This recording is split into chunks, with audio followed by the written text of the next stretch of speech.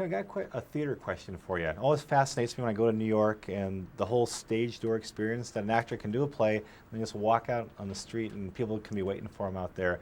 What kind of interesting experiences have you had after plays by the stage door? Oh, people are great. I mean, people are really extraordinary. The last play I did was Athol Fugard's play, Playland, which we did at the Manhattan Theater Club, and you know, people the way backstage are really generous, and you know, they talk to you about the play and what it meant to them, and so in some cases they've seen it several times, and perhaps even seen other work. I'm actually about to get back up on stage next year and do another play for a while, so I'll have some more backstage stories.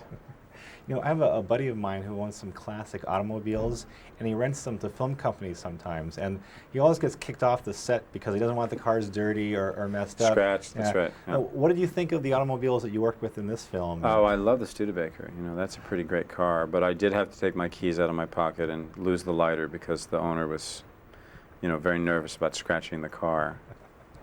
I respected that.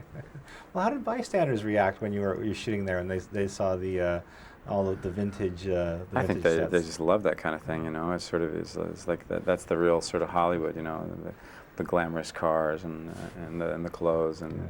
But you know, in the end, what I'm most happy about with LA Confidential is that it's not about that. You know, it's about characters, and you don't really focus on the elements of the film as much as you do about what's happening to these people.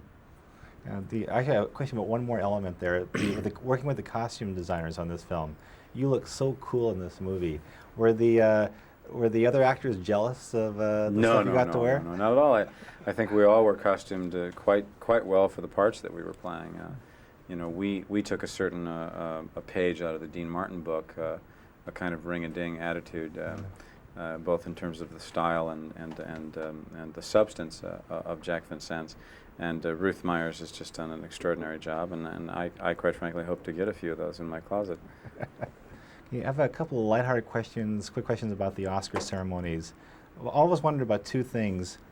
When you're at the Oscars, is there a snack bar if you get hungry and want to eat during the ceremony? I've never seen one. I mean, there should be. However, I have to admit that when I went to the Oscars, I brought red vines. And if you need to go to the restroom at the Oscars, what are people talking about in